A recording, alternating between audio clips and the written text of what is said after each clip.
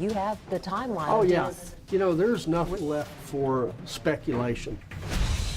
They are the over-the-hill gang. You're not short of evidence. There's evidence. Standing on a mile-high mound of new evidence. We have our fingernails. And the Never Say Die retired detectives claim they're about to solve one of Oklahoma's biggest mysteries. What happened to Dena Dean? The way I'd like to say it, bum, bum, bum, here we come. Was Dena randomly kidnapped? Was she murdered by someone she knew? Or did Dena disappear because of a bad joke that went horribly wrong? Well, you know, that's a $64 question. What's been the hardest part in this for you? Living the last 20 without her. That's my baby. She'll always be 16. But she was 36 last month. But she's always 16 in my heart. It's been 20 agonizing years since Larry and Dena Dean have seen their sweet daughter, Dena. She was daddy's girl. I mean, yeah, she looked like her mama and she loved the pretty things like her mama, but she'd get out there in the driveway with me and work on a car. If you look at her initials, they spell Dad. The 16-year-old was an honor student and a member of the marching band at Webster High School in Tulsa, Oklahoma, with dreams of becoming an attorney. What were her passions? Believe it or not, since she was 2 weeks old, was going to sprint car races with us every weekend. She loved auto racing. But when Dena turned sweet 16, she stopped chasing cars and took a sharp turn toward boys. Did she have a boyfriend that you knew of? She had 2 or 3 boyfriends. Most of them I knew. Dena's parents thought she was just dating boys her own age who she had met at the racetrack. What Larry and Dena didn't know was their daughter had secretly been seeing a new guy. I don't think her parents would have approved of him. Why not? I think her parents would have just sensed that maybe he was a little too old for her or wasn't the type of boy they wanted their daughter with. They were left in the dark. Yes. Carrie Goldman and Dena had been best friends since first grade. They shared almost everything. Did Dena tell you about her boyfriend? She told me that she was seeing this boy named Michael and that she really liked him. His name, Michael Converse. The 18-year-old worked as a checker at Marvin's grocery store, drove a red pickup truck, and was the son of local minister Robert Converse, who preached out of his living room. Repent! Repent! You need to repent! She seemed more serious about this boyfriend. Yes. Carrie says Michael had a reputation as a teenage Casanova, and the rumor around town was he frequented a wooded area near his home called Lover's Lane. My gut instinct told me you should say something to her, but I was like, no, I shouldn't. Did you have the impression that Dena and Michael's relationship was sexual in nature? I didn't know that it was, but she liked him a little bit more than she liked some of the previous guys that were her boyfriend. Normally on Saturday nights in the summer, Dena would head to the track after her shift at Arby's to meet her family. So that Saturday, It was supposed to be like any other Saturday. But on June 6th, Dena has a last-minute change of plans. She told me that this boy wanted to talk to her when he got off work, and she asked me if she could. she named him. Yes, And what was that name? Michael Converse. Because Larry and Dena didn't know Michael, they told Dena she could go, but she had to stay in the parking lot of the grocery store where he worked. She said, I'll see y'all at home, 10:30 or 11 when you get home. And that's the last communication I had with her. Were there any red flags when you last talked to her? No, there was no red flags at all. But by 11 o'clock, the flags were gusting. When did you first suspect that something was wrong? When we got home, Dena was not home. And by midnight, Larry and Dena are in a full panic. I just had that gut feeling because I knew she would have called me, because that was really nothing like Dena. She always called me. Finally, a phone call, but it's not from Dena, it's from one of her girlfriends. We got a call about midnight saying our car was in the parking lot, but Dena was nowhere around. Larry heads to the strip mall looking for answers and his daughter. He finds Dena's car parked right in front of Marvin's grocery store, where she was supposed to meet Michael. This is the location where Dena's car was found. Right here. Right here. Store receipts reveal Dena bought a few snacks in the market. She actually went through Michael's checkout and then walked outside to make a call. Who she was talking to, I don't know. But it's what Larry discovered inside Dena's car that had him terrified. The car, was it locked or unlocked? Keys, no keys? Unlocked, windows were down. Her wallet was in the car and an uneaten sandwich was in the car. So we knew something was wrong. Larry tells Diana to call Tulsa police, and immediately he begins searching for his daughter. Everybody thought she was a runaway but me. You knew better. I knew better.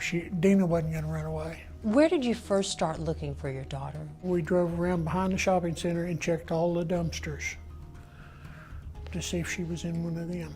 So your mind was already there. Yeah, because Dena wouldn't have run away. She had to have been abducted and taken.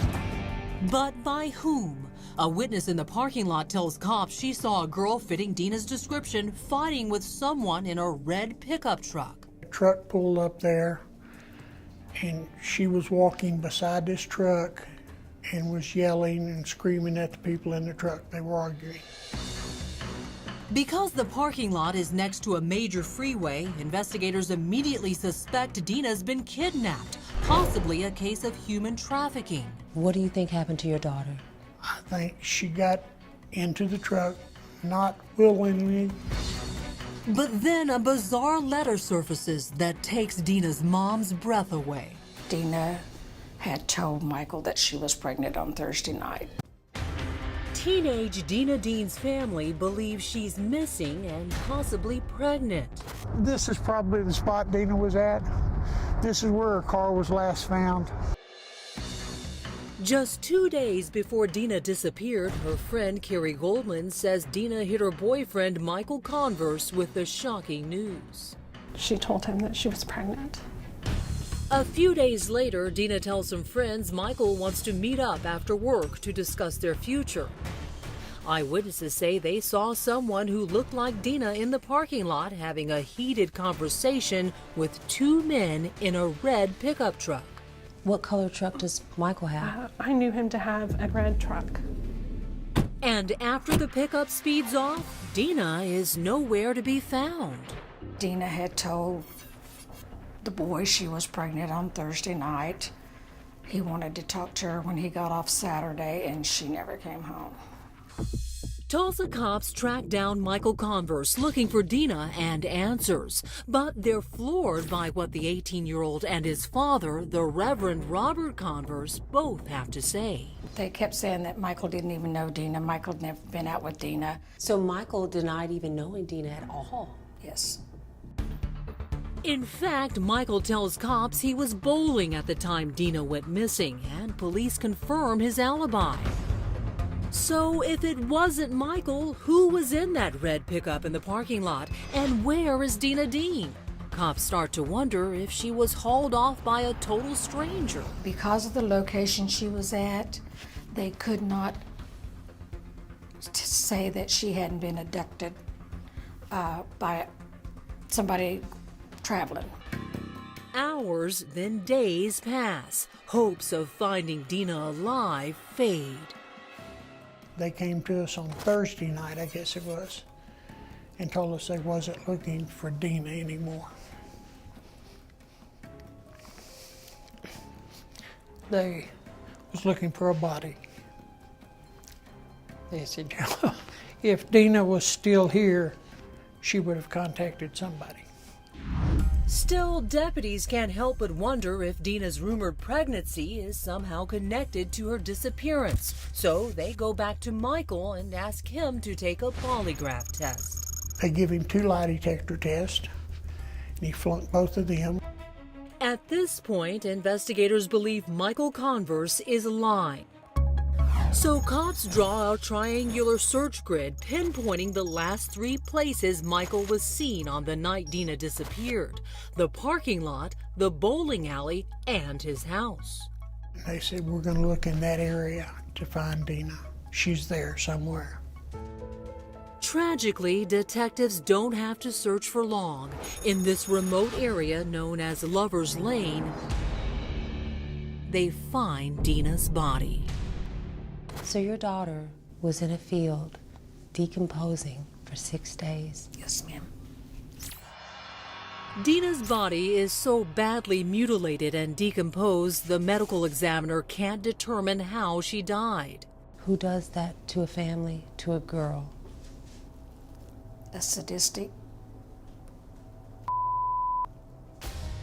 But there is one thing the autopsy confirms without a doubt. Dena Dean was 100% not pregnant. She was just making it up? Yes. Why do you think? I don't know. I wish I knew. Some friends say it was a twisted joke. Dena was upset Michael had been ignoring her and wanted to teach him a lesson. Those friends also claim they wrote Dena a note indicating Michael was upset and she needed to tell him it was all a joke. They say Dena went to the parking lot that night to let Michael know he'd been pranked. Dena had played a horrible joke and lost her life for it. The Tulsa District Attorney's Office now believes it's established motive. The DA presents the case to a grand jury, but there's not enough evidence to indict anyone. It's been almost 20 years. What keeps you going? Her. They took her life, they took her rights. So I am her voice. For nearly 2 decades, Dena's case remains ice cold. But not anymore. We've got 11, 12 binders on the Dena Dean case. Inside this war room within the Tulsa Sheriff's Department lies the country's only known civilian cold case task force. I formed a task force of retired Tulsa policemen, FBI, DEA, ATF, a group of just outstanding people. And they're not just any people volunteering. Even though they're retired, there are about 22 of the best in the business with more than 1,000 years of experience between them. And please don't ever question their motivation. There's no pay in this. This is just from your heart. Yes, sir. Why? For the families. And now the task force could be on the brink of giving Dena Dean's family the answers they've been patiently waiting for nearly 2 decades. You have the timeline. Oh of yeah, Dena's there's whereabouts. nothing left for speculation. And you have witnesses now to back up this timeline. Oh, absolutely. 60 new witnesses, in fact, to paint a very vivid picture of what happened the night Dena Dean went missing. How did she die? Well, obviously she got off from Arby's and then she went to the Marvin's food store and waited for this young man to get off work. What time did Michael Converse get off work? About 10 o'clock. But investigators can now confirm someone else showed up at the grocery store before Dena, the Reverend Robert Converse. His father shows up about 9:40. Do you mean the night Dena disappeared? The night of occurrence, 20 minutes before she went missing, he showed up at that store. Why? Well, that's a $64 question. It's what the task force has now uncovered about the Reverend's actions the morning after Dena went missing that has sounded the loudest alarms. Well, that's a lie. The father showed up at the store wanting his son's time card of that night, clocking out that night. He also wanted the soft drink bottle, if it was available in a trash can where his son ran a checkout lane. What is the importance of a time card and a soda bottle? It all goes to what you're asking. That time card showed the exact moment he clocked out of work. The bottle, that's readily available DNA. So initially, the son and the father were persons of interest. Solely, pretty much, yes. What did they have to say for themselves? Michael Converse said that he did not meet Dena Dean after he got off work, and Robert Converse said that he did not have any interaction with Dena Dean the evening that she disappeared. They just lied about the whole circumstance. Lied about seeing her, lied about a relationship. It's just amazing. Is it possible one of them was the killer? The answer may be in the autopsy report. There was one injury to Dena's face investigators believe could solve the mystery. She had a broken mandible. It wasn't just a fracture, it was a broken jaw. Oklahoma's Volunteer Cold Case Task Force claims it's sitting on a hotbed of explosive new evidence You have 4 DNA tests out on Dena.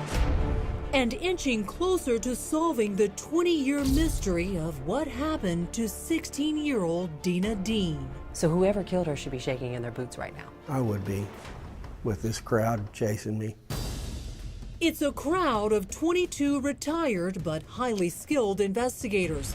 They've been chasing Dena's killer, and now they're telling Crime Watch Daily they have evidence and eyewitnesses to prove Dena's boyfriend, Michael Converse, who she'd went to meet that night, may have been involved. The task force claiming he asked Dena to meet him in this parking lot once she told him she was carrying his baby. Do you feel that Dena telling her boyfriend she was pregnant was the trigger and the downfall? That's the most definite, alarming moment prior to her death that could have put some things in motion. But investigators say when Dena arrived to tell Michael she wasn't really pregnant, he wasn't alone. The Cold Case Task Force claims Michael's father, Minister Robert Converse, was also waiting. Mike, I understand, probably called his daddy and said the girl that accused me of getting her pregnant here at the store, and Daddy showed up. Repent! Daddy was a preacher, so he thinks that he's above the law and that God's not going to let anything happen to him. Doesn't sound like a preacher. No, it does not sound like a preacher to me. What might have been the motive to kill Dena? The motive to kill Dena was the fact that she was pregnant. They thought she was, and wasn't ready for that. Michael and his father have been named persons of interest, but both have repeatedly maintained their innocence for the past 20 years.